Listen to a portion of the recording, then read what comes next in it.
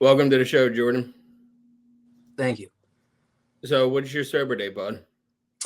June 2nd, 2023. So that gives me 15 months and some change. That's awesome. Yeah. Congrats. Yeah. Thank you. What was going on June 2nd or June 1st of 2023? I was in the hospital actually. I ended up getting a real bad infection in my blood.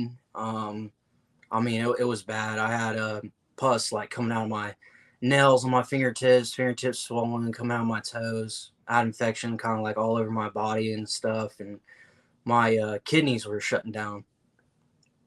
Is that from like shooting or is that from what you were shooting? Yeah, it was for, IV use. It could have been something in the dope. It could have been a bad needle, but it was from IV use. They had me on dialysis for a couple weeks, trying to get my kidneys balanced out, and then they were also giving me IV antibiotics.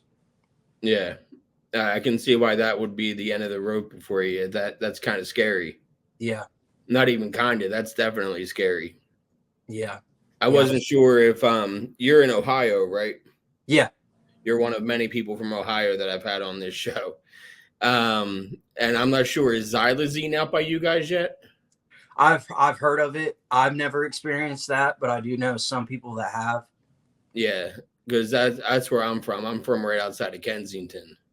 Okay. Oh, I've heard it's real bad out there. Yeah, that's what Yeah, it I've is. I I've I grew up 15 minutes from Kensington in South Jersey. okay. I don't live near there now. I live about 2.5 hours away. I live in the middle of the nowhere in Pennsylvania now, but I grew up 5 minutes from South Philly, 15 minutes from Kensington. And that's just no joke right now. What's going on in Kensington? Like people, when you say you're near Kensington, everyone knows exactly. I had a guy on here from England, and he knew what Kensington was when I mentioned it to him. Yeah, yeah. Dude's been sober 21 years, and he's still heard of Kensington. That's awesome on the sobriety, but yeah, I've seen some of the videos and stuff that they have on YouTube, and it's just yeah, it's crazy. Yeah. So you're from Ohio originally, right? That's where you're born and raised. Yeah, Do you have any brothers or sisters? no, no, only child. Only child. Hmm. How was that growing up being the only one? Um, it was rough just due to the circumstances on how I was raised. My parents are a product of this disease as well, and my both my parents drank every day. Um, my dad, he's a full blown alcoholic, and doesn't even know it. They also did other things, drugs and whatnot, and there was a lot of like fighting and violence and things like that growing up, and them in the middle of the night just destroying everything in the house because they can't get along, and here I am, 4 or 5, and this is what I wake up to, and this was a regular thing, is waking up to this fighting and the violence and stuff like that. And I mean, even though they didn't exactly get high in front of me, I knew what was going on. Were they together? Are they still together now? Yeah, they're still together. So my biological father is in prison. He's been in almost every prison in Ohio.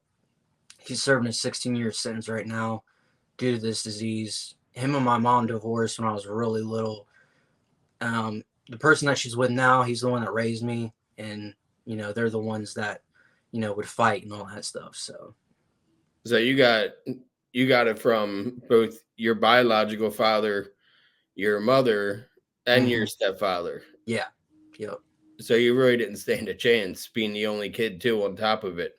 yeah, yeah. What did you discover first, drugs or alcohol? Alcohol. I was about, I would say, probably 7 or 8. My dad, he asked me, he was like, "What do you want from the store?" And I told him, "Whatever you're drinking," being funny. And at the time, he drank King Cobra and 40 ounces. And he said, "How many?" I said 2. And he's like, "You're not going to drink 2." And he brought back 2, and I drank both of them. And I just remember this like floaty feeling. I couldn't walk straight. And my mom didn't think much of it. And then from that point, our bonding was hanging out with him, going to bar hopping and stuff, and he would let me drink here and there, and then later on slowly introduced to other things. Yeah, we'll get to that. So you're 8 years old and you were introduced to drinking. I was 11 when I first started drinking. So I know what that can do to somebody just by starting out at a young age. Did you find yourself drinking all the time or just like special occasions when you're that young? Just special occasions being that young. It wasn't all the time, but I was always trying to be in whatever was going on.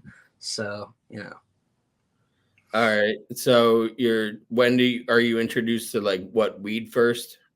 yeah. So, I'm a little bit older and hanging out with friends, and that I was introduced to weed, started drinking regularly, the gateway drugs. And it eventually led to other things, pain pills. Um, I started kind of using those with my parents too. Um, if my dad had a prescription of Vicodins or Valiums or anything like that, we would do them together. We would drink together, smoke weed, whatever. People don't realize how strong Valiums are.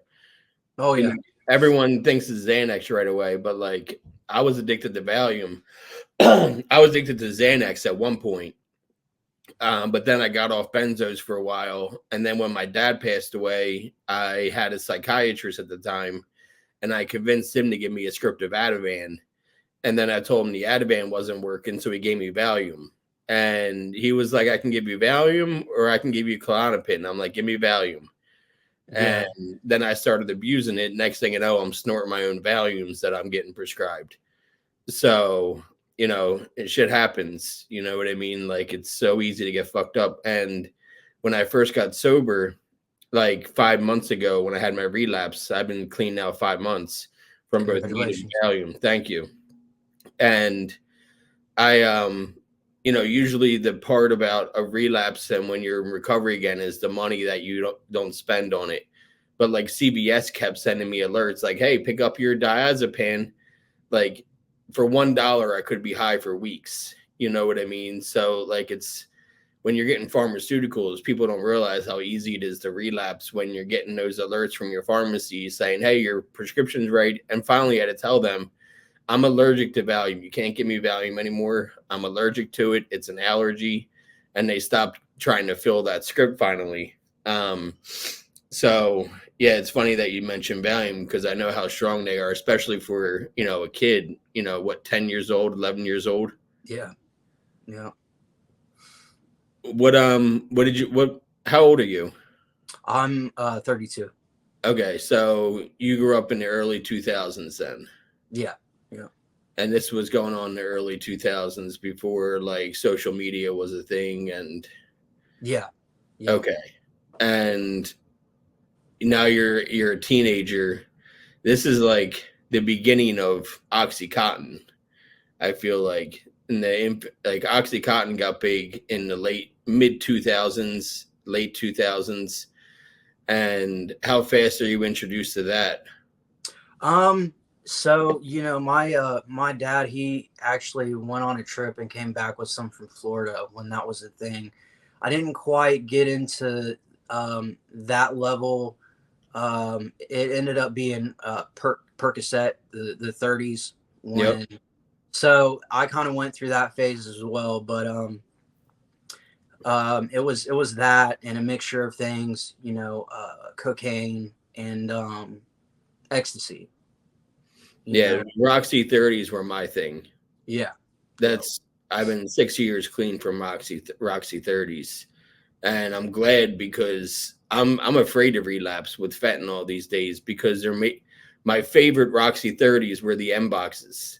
yeah, The M30s. They were my yeah, favorite 30s. And now they're pressing them with fentanyl because they know they're their most popular ones. And mm-hmm. it scares the shit out of me to relapse because I don't know which one's fake and which one's real anymore. And scares the shit out of me. How old were you when you were introduced to Roxy's? I think I was about 15. That's a young age to get introduced to that. Yeah, that was at that time, my family, as far as my parents, they didn't care as far as like what I was using. Their motto was like, you're home, we know you're safe. But they didn't like the people that I hung out with. So that made me really combative with them, which put me I would run away from home. And I would couch surf basically friend to friend. And I didn't want to live with my parents due to what was going on, but yet I'm already kind of going down that path, not really comprehending what's going on yet. And my grandparents, they try to help me out. They had a better life. They've never done drugs. They've never done anything like that. Had a nice house, and they had money. I grew up pretty poor with my parents, so my grandparents tried to give me a different life. And I did go and live with them for a while, but it was like the same thing, running away, getting in trouble, stealing and stuff. And it was just too much for them. They couldn't basically handle what I was doing. So Yeah, I was gonna say, how were you affording, were you working as a young age in order to, fund your habit, or you said you were stealing?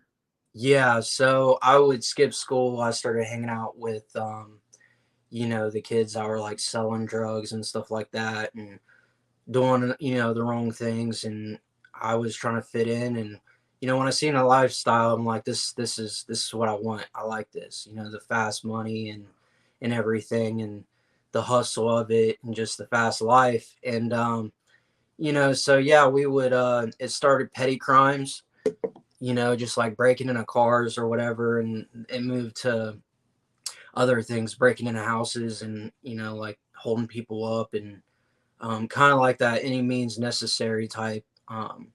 You know. When did you start getting tattoos? So I started my first tattoo. I think I was definitely a teenager. Um, but when I really started getting them was my first prison number. Okay. Because I wasn't sure because they're identifiable, obviously. Like, hey, some kid just robbed us and he has tattoos all over him.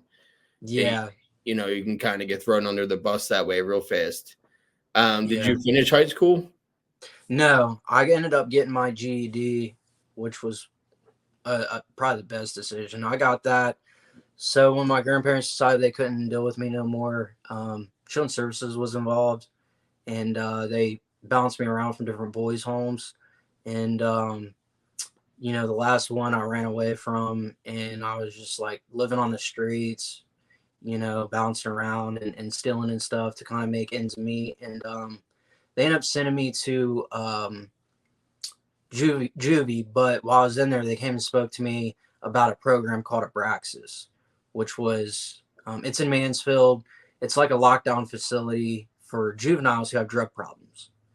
And I'm like, well, it beats being in here in the cell. And they ended up sending me there for 9 months. What was that like?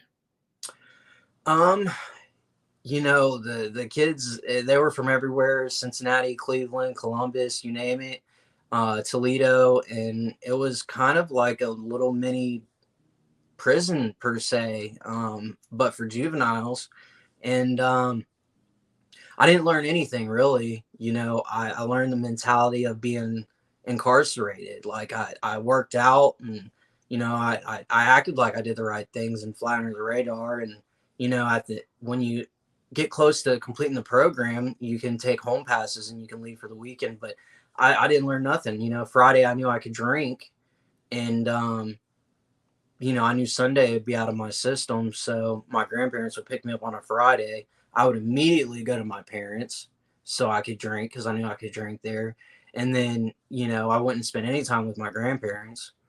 And they're the ones that are helping me out this whole time, picking me up and coming and seeing me and helping me out. And so it was the same thing. I just, I made it look good and flew under the radar, but ultimately still making bad decisions. So what did you go to juvie for when you went there? Um, well, I think they were locking me up just due to the fact that I kept running away and everything. They didn't know what to do for me. I don't know what the charges were necessarily, but I do know that at the time that I got arrested, um, there were some friends I was hanging out with, and these girls had Klonopins, and they got them from their parents, is what I was told. When we were all hanging out, the police ended up seeing me and another guy that was in the foster home, and I took off running, and they ended up arresting us, and they tried to take me back to the house, and I left again. And I heard that one of the girls was in the hospital apparently, and I got the blame for it. I tried to go visit with them, check in, make sure they're all right, and I was pretty high at the time, and I ended up stealing a vehicle. It was like a business truck or whatever, and ended up trying to drive to Columbus, and I was out of it, and I decided to go back to where I was. And while I was down there, I'm driving the truck on a flat tire. I had a BB gun in the door. I was planning on trying to rob somebody, and ended up getting pulled over.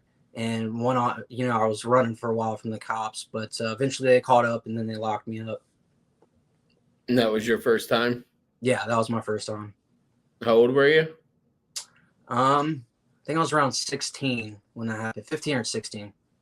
So that's Grand Theft Auto at a young age. Yeah, yep. So no wonder why they wanted you to. And did they obviously drug test you and figure out that you're popping dirty for a bunch of drugs? Oh yeah, definitely. In the town that I was in, this wasn't my first time. They wanted me out of there because I just kept, popping up, getting in trouble all over the place. Were you already switched over to heroin yet? No, not at that time. Still mostly like ecstasy, coke, and Roxy's? Yeah, things like that. Yeah. Which are more expensive than heroin is. Yeah. It's harder to keep a habit because back in those days, it was like $25 a pill, $20 a pill for the Yeah. Roxy's. And coke, you're talking sometimes $150 for an 8 ball, depending on who you're getting it from. Yeah. So it's not an easy habit to control. And ecstasy, they were sometimes $10 to $20 a pill. I'm not sure what the prices were out by you, but at least in the mid 2000s in Jersey, those were the prices back then. Because I started getting high. Well, I got high the first time when I was 13 on weed. Yeah. And I said I started drinking at 11. So I was drinking, every weekend by the time I was 13, 14. It was what we did on Friday and Saturday was drink all day. And Sundays it would spill into. But when I started doing pills daily, I was 22 years old. I had just turned 22. And that's when I started doing the Roxy's all day, every day. And it consumed my life for a decade. And I still remember the first time I snorted a Roxy and how high I got. And I kept chasing that high for forever. And this was 2008. And they were $20 a pill at the time. But I could turn around and sell them for 25 because I was buying in bulk, so I could get them cheaper. Yeah. And were you playing that game too, where you were middlemaning, so this way you could afford your habit? No, I mean sometimes I would, but mainly it was just like stealing and robbing and kind of like the people that we hung out with. If they had something or whatever. At the time, mainly for me, it was like really what I could get my hands on, and mainly alcohol and weed. If something else was present, or I was able to buy something else, I would, but I wasn't quite to that point yet. So you get out of are you in that boys' home until you're 18? No, I ended up completing the 9-month program. And my grandparents took me in, and I stayed with them. I did okay for a while. I got a job and stuff, was working. My downfall, I think, like a lot of people in recovery, is getting into a relationship. That's the hard thing. But at this time, I'm like 17. I don't think that I have a problem. I'm not really doing anything at this time, but I was in a relationship that didn't work out. And, me being around my parents was always not the best influence. So when that happened, I'm hanging out with them all the time. And, I'm drinking real heavy and smoking weed, and I was down about the relationship, and yeah, I ended up losing my job and everything, and just kind of disappointed my grandparents again, and because they gave me every opportunity to make something of myself.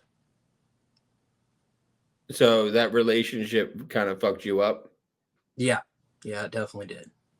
and you were 17. Where were you at when you were 18? 18, I ended up meeting my kid's mom roughly at this time. Um, she ended up getting pregnant, and I couldn't really hold a job down. I'm like taking my, I'm getting a job that's supposed to be getting us a place, and becoming a dad and everything, and I'm still taking my paychecks and blowing them on drugs and stuff. Like Vicodins and Xanax and things like that, and weed and drinking, and I ended up getting fired from a job that I had because I went in.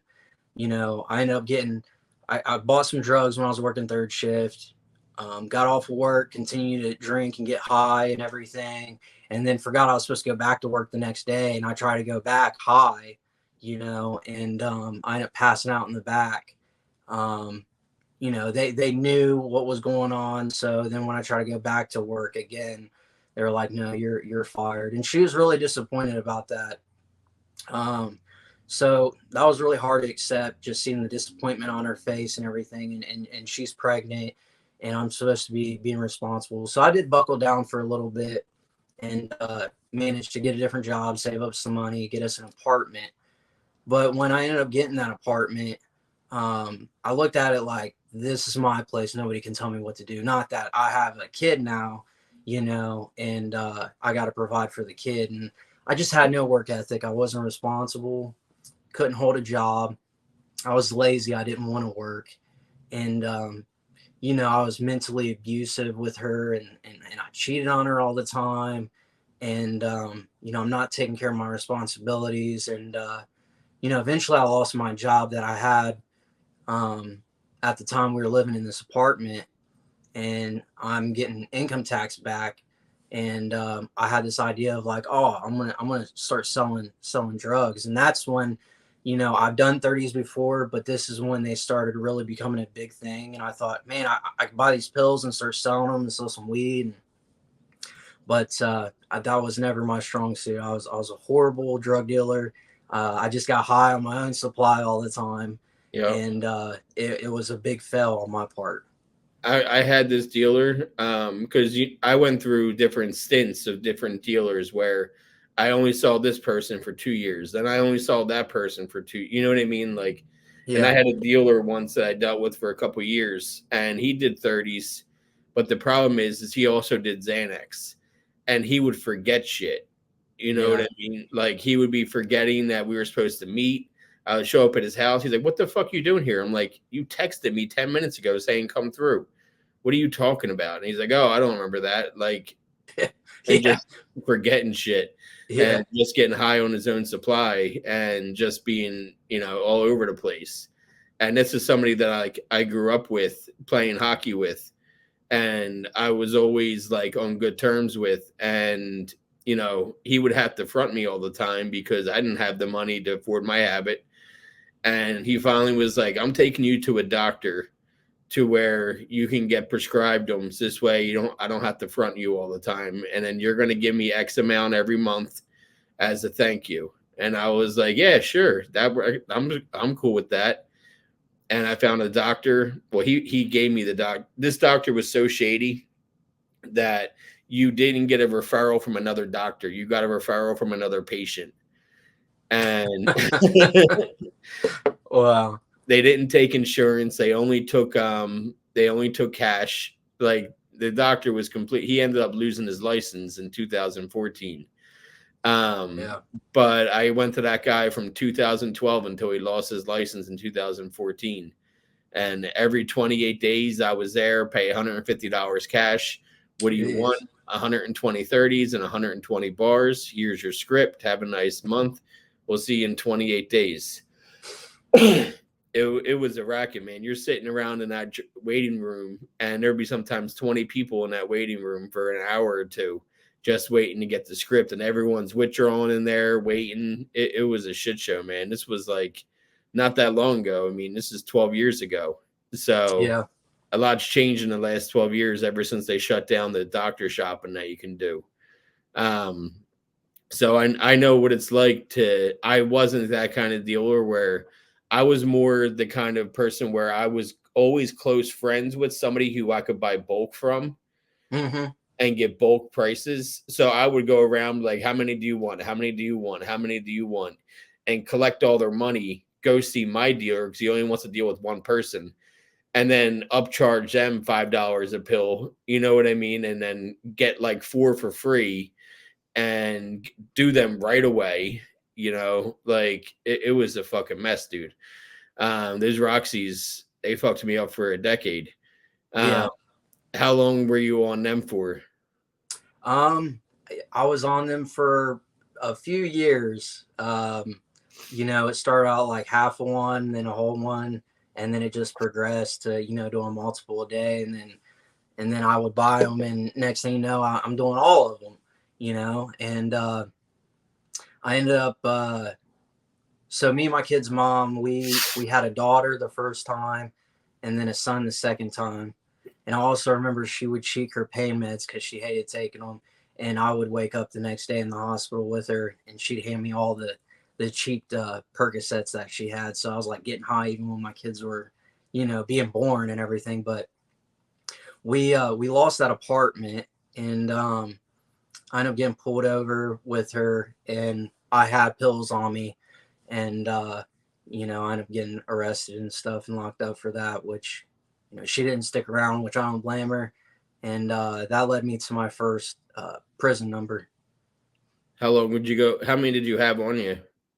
It wasn't very many. It was like 4 or 5 of them, but it was a felony, so and that was my first felony as an How, adult.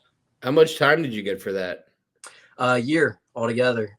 You're gonna hate when I say this. I got pulled over with 20 of them, and they found all 20 of them. I had them hidden in my hoodie pouch, and my hoodie, like I had my hoodie rolled up halfway up my arm, and they were in that sleeve. And when they Yeah. were patting me down, they felt them and pulled them out. They pulled me over in a school zone, so they tried hitting me with intent to distribute in a school zone.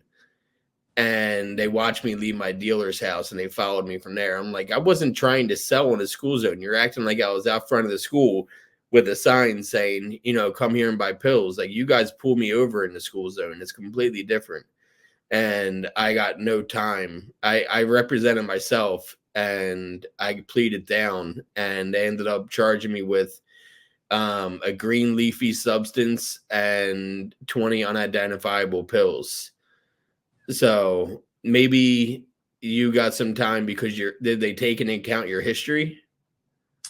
I mean, yeah, they always take that into an account, but they originally try to work with me and give me in lieu of, where you got to like complete um, probation and like a drug program and everything, and they hold it over your head until you complete. And if you complete, then they'll just do away with the felony. But after I got bonded out, I kept like running, and it was really hard too. It's a different county.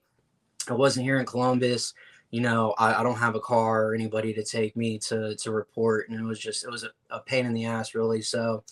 But I kept getting like violations, and the U.S. Marshals would arrest me, and it was a hassle, it was a pain, and eventually I just asked them if I could do my time, but I didn't realize what I was doing when I did that. So Yeah, like you're used to the structure being, what you did in your, 9 month, right? You yeah, probably figured this is going to be just like the 9 months I spent, and I can do this again. I'd rather do this than, do drug court. yeah. And were you able to get high in prison? Oh yeah, the prison was flooded with stuff, very expensive. I think Suboxone strips were like $150. and per strip, and they would also take like a roll of deodorant and roll them out and flatten them out so they'd stretch into two, but they'd be thinner. Um, chapstick cap was like $25 of weed. Um, so it was really expensive, but it was everywhere at the same time. Did you have money on the books? I was mainly a state baby, which is $18 a month, but I did have my family here and there send me some stuff. Uh, the first few times that I had some help, I ended up spending on tattoos, which is how I ended up getting the majority of my arms and stuff and everything. And then I started dabbling a little bit. I ended up getting a food box for my family, which I regretted even making that decision. A And what so box? food box is like your family can order you exclusive stuff. You can get a food box or a clothing box, and there's like a catalog, and they can order you stuff and have it sent to the prison. And I had a family member do that, and it's probably like $150 worth of food. And by the time I ended up getting it, I pissed it all away already. How so? Gambling, and getting drugs from it and things like that. I didn't get high a whole lot or anything in prison. I only did that a couple times, and I drank hooch one time. Um, I just seen a lot of guys go in and get addicted, and now they owe these people money, and it's not a good thing. Yeah, you don't want to owe somebody in jail money. Yeah, yeah. And especially you're what, 20 years old at the time, 21 years old? At this time, it's a little bit later than that. Um, I want to say I was roughly 24, 25 ish. But you look young. Yeah, yeah, yeah, You know what I mean? So I'm sure at 25 you looked like you were 20. yeah, yeah, So, and before all the tattoos, yeah, you know, you yeah. look like a kid. I had dudes even say like you don't even look like you belong here, But yeah, So you get out of prison when you're say 26. What do you go? That girl had already left you, like she wasn't waiting around. yeah. Kid's mom split. Which I don't, like I said, I don't blame her. Yeah, I ended up getting released, and I told myself I wasn't going to do what I did every time, and I could tell you I had every intention on trying to do the right thing. And the day I get released, they give you gate pay, and it's based off of how long you do. I think I got like around $75 for for my gate pay, and I'm in the car. My dad's there to pick me up, and he had a beer and a pack of cigarettes waiting on me. And day one, I get home and they got like a sign up says "Welcome home" and everything. And I took that gate pay and I spent it and I bought weed and Percocets right off the bat. When you got out, were you on probation? No, I wasn't on anything. So you did your times this way. You weren't going to have to be on probation where you had to do mandatory drug tests. Yeah, yeah, It's unfortunate for you because, you know, you could have easily, like, I know people that got addicted to perks because they were on probation and they were getting drug tested. Like, it's the whole probation and drug testing is kind of a fucked up thing because the one thing you can't do on probation is smoke weed because it stays in your system for 30 days. yeah, But coke and pills and alcohol, they're all gone within 3 days. So I know people that were abusing all of them, and then they would just like go cold turkey for a few days, do their drug test, and right back to going hard again. mm-hmm. And I know somebody that he was on probation for 5 years because of weed, and he couldn't smoke at all for 5 years, but he got addicted to pills, got addicted to crack, and all because he was on probation and couldn't piss dirty for weed when it was the least of his troubles. If he would have been able to smoke, who knows if he would have went down that rabbit hole with perks and crack. I'm not sure how he got into crack, to be honest with you, because it's a big jump from going from downers with pills into smoking crack. That's a Yeah. big jump you got to take. Now, you were doing pills before. Did you get introduced to heroin while you were in jail? Like, what introduced you to heroin? So this was after this first time being in prison. I'm trying to keep the time frame right. I was somewhere between like 23, maybe 25 ish, somewhere around there. I get home and I end up meeting a girl, and I'm still kind of doing like the gateway drugs, drinking, smoking, and stuff. And the pills didn't go back into like effect full force yet, but I move in with the girl, and I'm working. I get a side job, and I'm doing like drywall on the side, landscaping, and I'm like selling weed and stuff. And I felt like I was doing good for myself. And my birthday was coming up, and I'm like, you know what? I want to do so and so for my birthday, and I'm like, I would like to, get some perks. And she's like, well, I know somebody that sells them. So she surprised me and was like, look, I got them for your birthday for this day. And I'm like, I want to do one right now. And I end up doing those, and I'm like, well, I still need some for the day of my birthday. And so then that progressed to every time I'm getting paid, I'm buying them, and they become too expensive.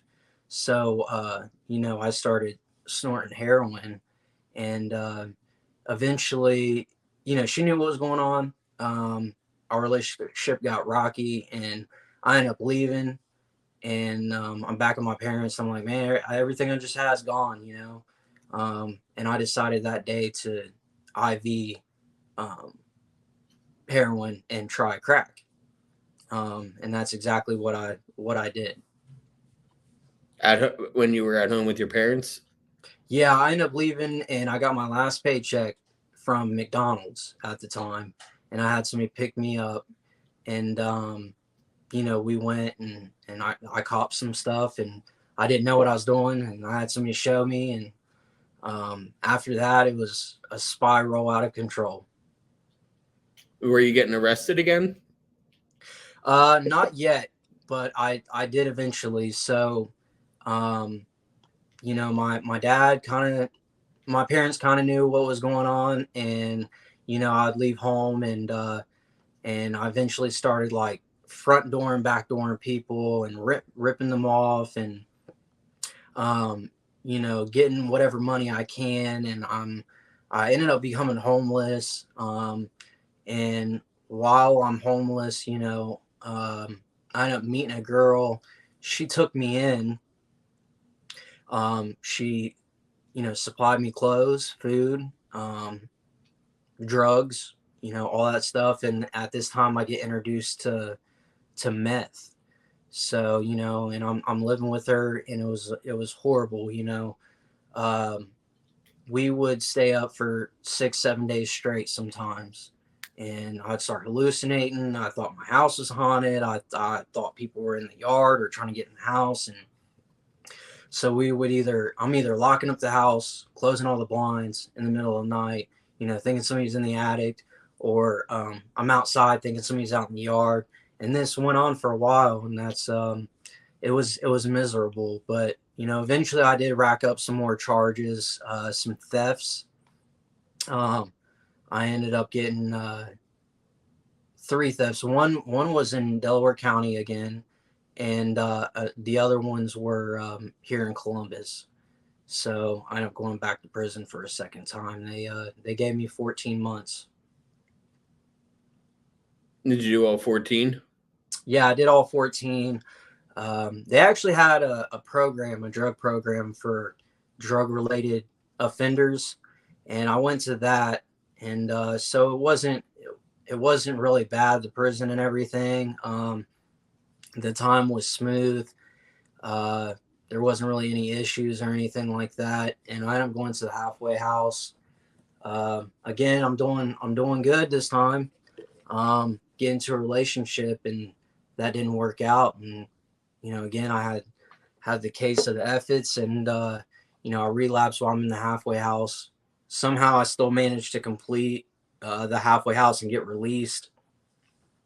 got back with that girl that was taking care of me.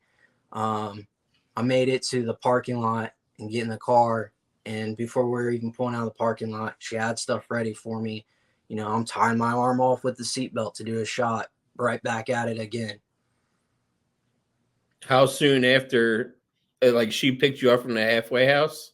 Yeah, yep. As soon as I And get in the car, I'm mixing up a shot. of what? Meth and heroin. Oh, in the same shot. Yeah, yeah, So you were speedballing, I mean, basically. yeah. Once I knew you could do that, put in the needle. That's how I did it, and I was definitely mixing them together.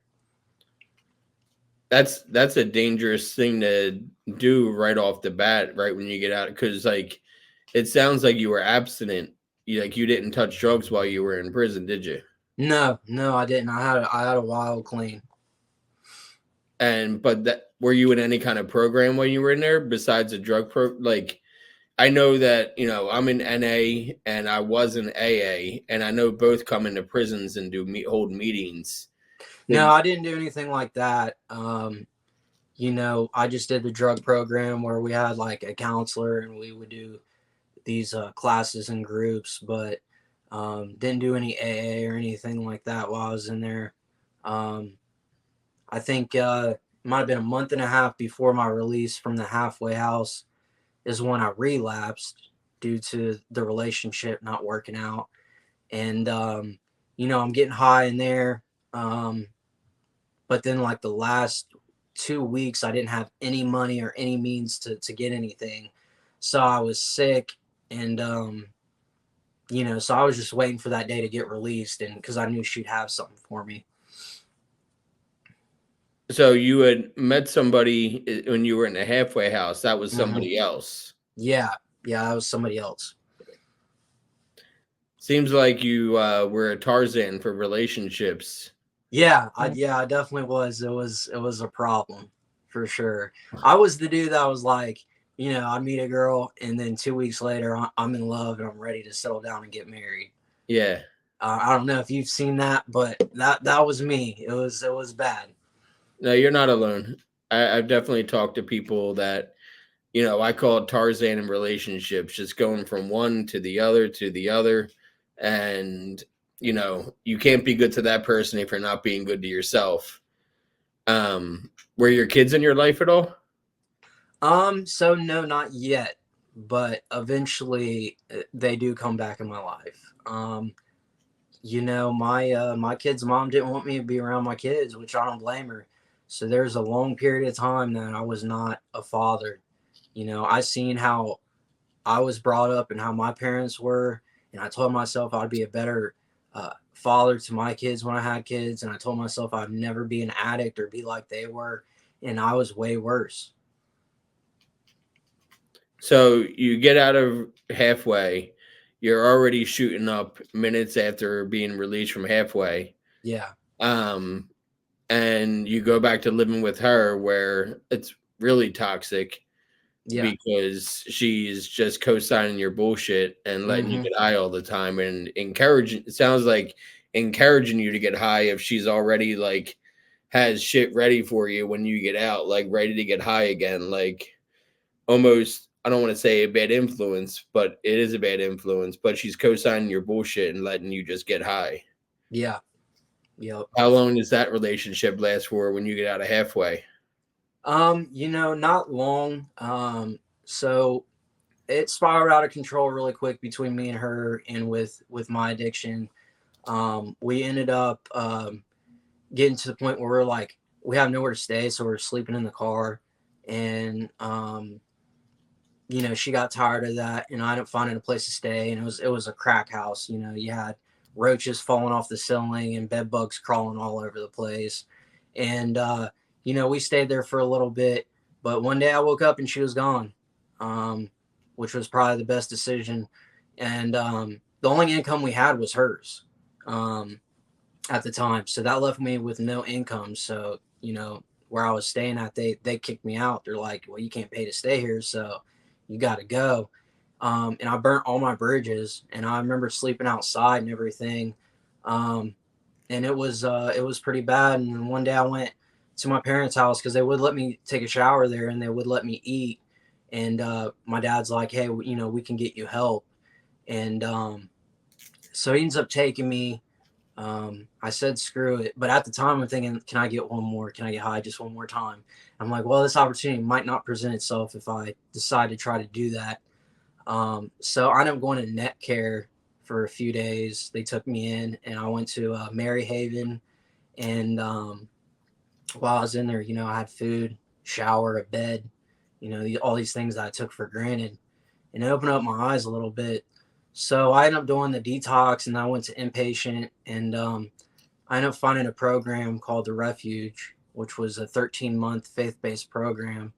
And I heard good things. It was kind of everything I was looking for, and I decided to go to that program. It was like a boot camp for Jesus, but the program did a lot of things. It gave me work ethic, built character, just taught me how to be a decent human being, you know. And I learned that relationship, established that relationship with God.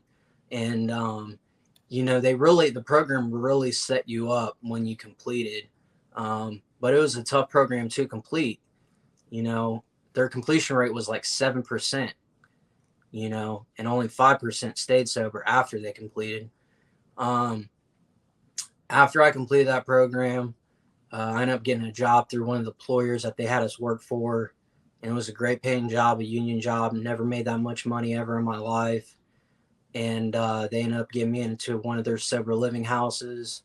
I ended up getting my license while I was in that program. I think I was 27 when I got my license. And I financed my first car when I got out. You know, life was good. And I ended up meeting a girl, you know, and we decided to get a place together.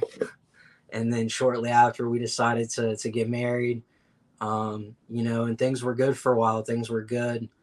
Um, I ended up quitting the job that I had, and I ended up working at a treatment center for a while, try to pursue a career in that. But there was just no pay. The pay was terrible.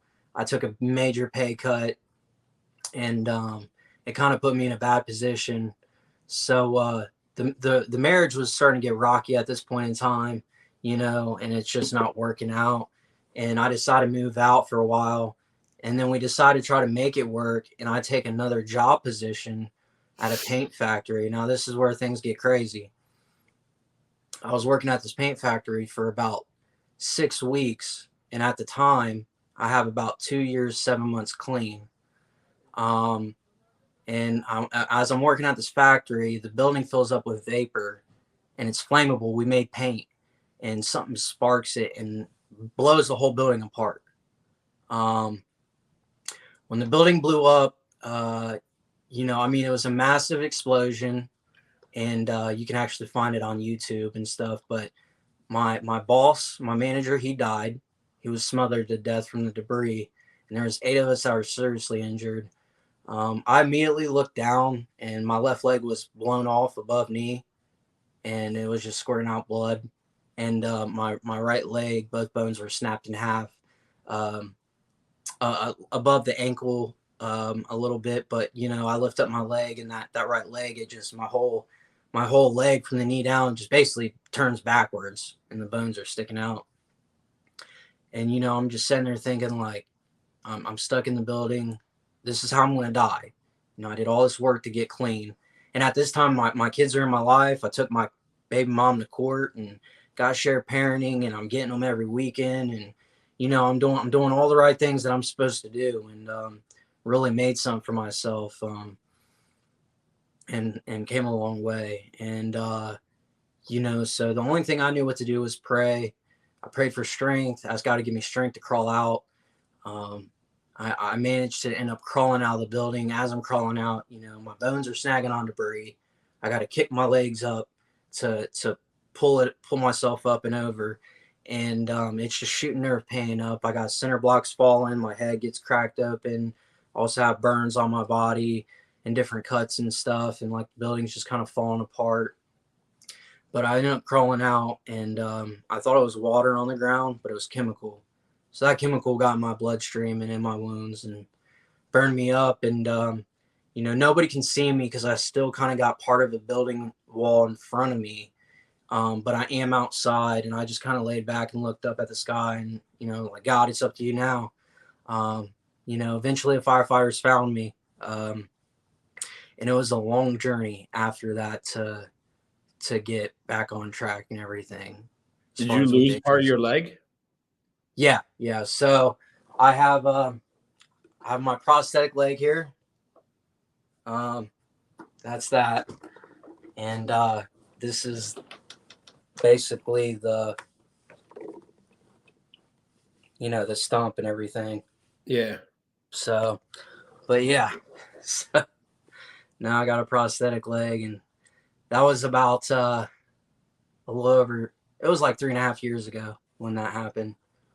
How long were you in the hospital for? So I was in the hospital for a while. They had me in ICU.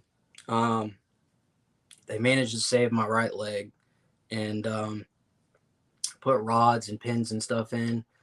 Um, the amputation was already basically done. They just had to clean it up and seal it up.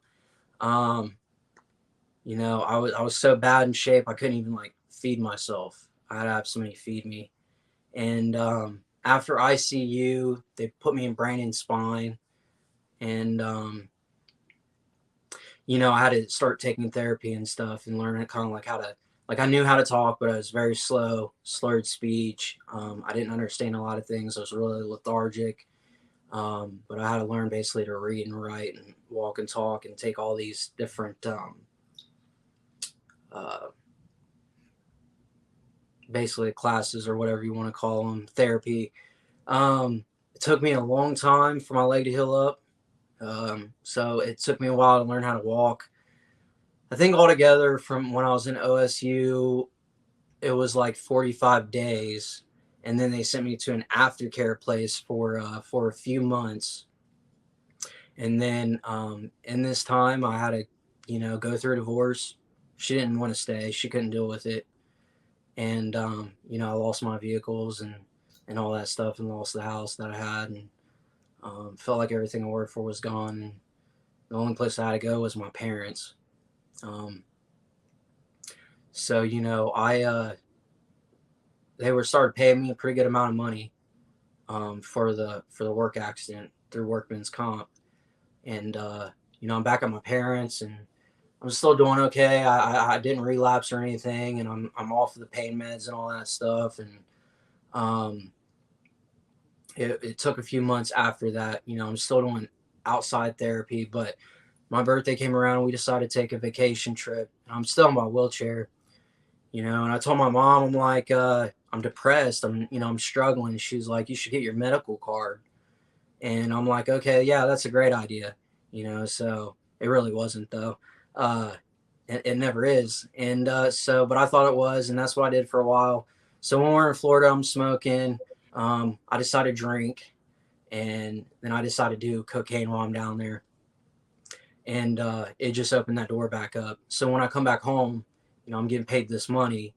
Now I have an income. I don't have to work, and so I decided to try to see if I can get something. And there's this new thing called fentanyl around, and so day one, I'm back to fentanyl and crack and meth. How long that lasts for? Up until that lasted until you had your infection last year? Off and on, yeah. I same thing. I would get clean, try to do the right thing. Um, I kind of got introduced to AA, and I would go to a few meetings, but I didn't change anything. I didn't get a sponsor. I was going to the meetings for a socialization thing, um, or to holler at women. I'm not working steps. I'm not working on me. I'd polish up the outside, get some clothes, make it look good, some new shoes, and then I'd meet a girl within the first 90 days to 5 months, and then once that relationship ended, it would just fall apart, and I would relapse, and I continue to do that off and on up to the point, um, yeah, of last year when I ended up in the hospital. So obviously losing part of your leg didn't stop you from using again. Um, but your infection stopped you from using. What makes this different now that it's working so well for you compared to other attempts? So I remember in the hospital, it was like a wake up call. Man, I was in so much pain. I had the worst headache ever, and it was a really bad experience. Not as bad as the work accident, but nonetheless, it was still a really bad experience. A different experience on its own. I think it was more of like a spiritual awakening type. I just kind of sat there and I'm like, what am I doing with myself? How did I get to this point? Because it only took me 3 days to end up in the hospital. I went from being clean and sober and had like 4 or 5 months to boom, almost dying that quick. Oh, so that was on a relapse, is what like you had your infection almost right away on a relapse. Yeah. You It's pretty gnarly. yeah. And, the hospital told me they're like 24 more hours, you probably won't be here. And so I'm laying in the hospital and I'm just thinking, I'm like, I've done treatment 30 different times. I could probably teach classes better than some of the counselors. I'm like, I got to do something different and I just need to work at AA. So the hospital put me in touch with the sober living house. And once I was finished there, I came to sober living. They required 3 meetings a week. And, I'm thankful of that because I probably wouldn't have went on my own.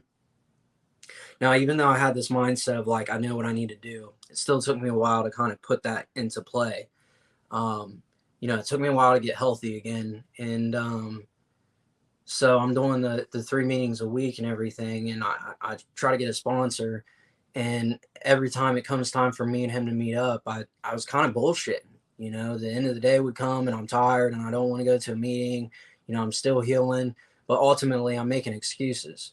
And, he calls me out on my bullshit and says, look, man, I know there's been a few times that I haven't been able to meet up with you, but, every time I'm ready to come and get you, you don't answer the phone or you cancel.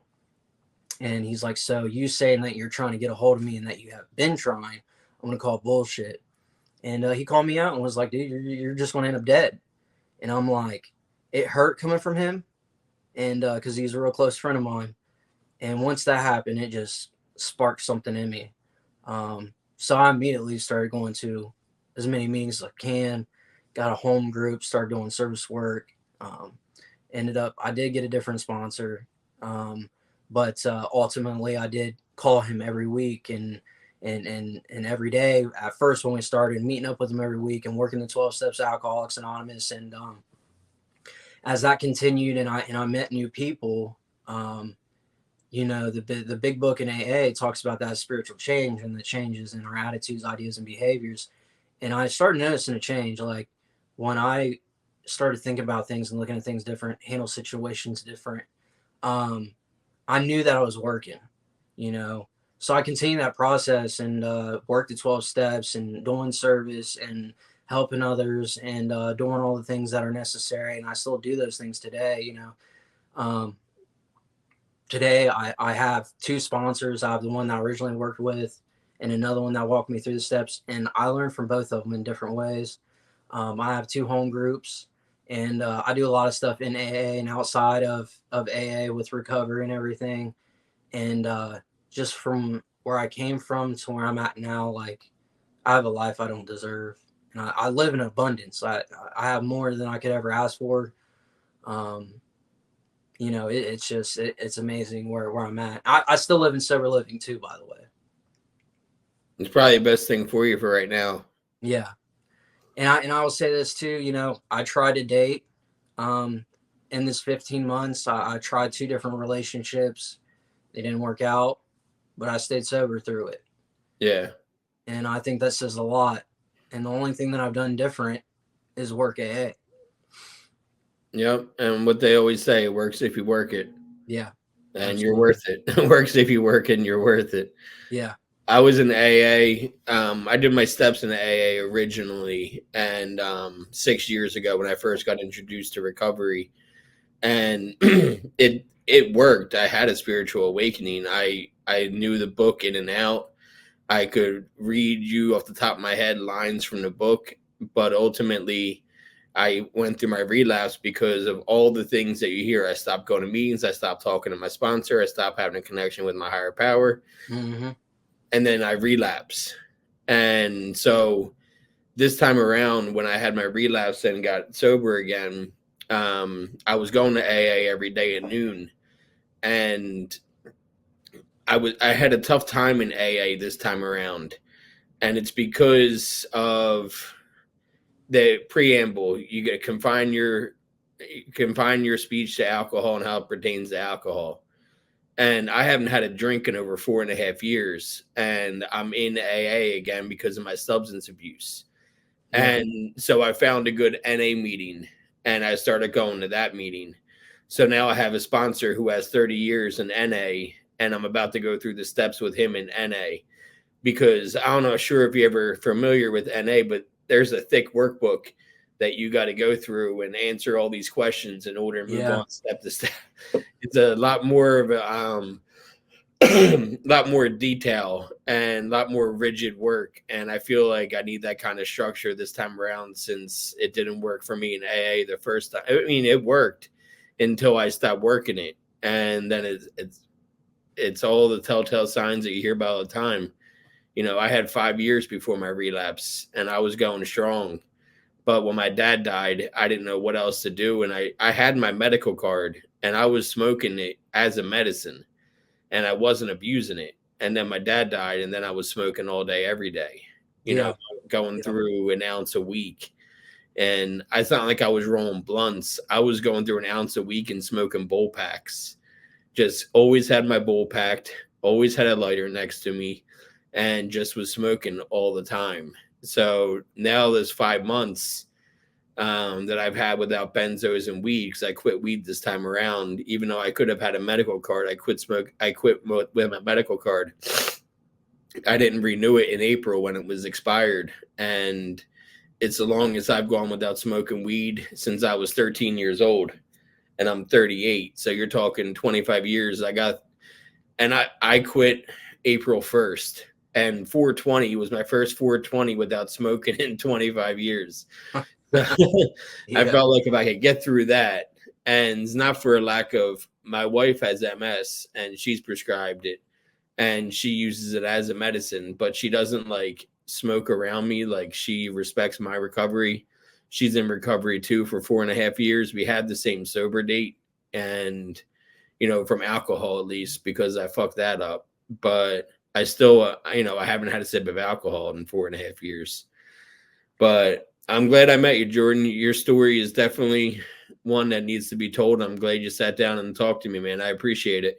Yeah, absolutely, man. I just want to, kind of get it out there and hopefully people can get something from it and that it can help them out. Yeah, I think it's a really relatable story. I mean, not the whole accident at work. That's not going to be relatable. Yeah. But the progression and starting out early and the progression of alcohol and weed turned into pills, turned into coke, turned into pills again. The crack, people are going to take at least one thing from it and identify with it and relate to it. So I appreciate you being so willing and open and honest about your story, man. I appreciate it. Yeah. Thank you, man. I'll talk to you soon, bud. All right. Sounds good. All right, have a good day. All right. You too.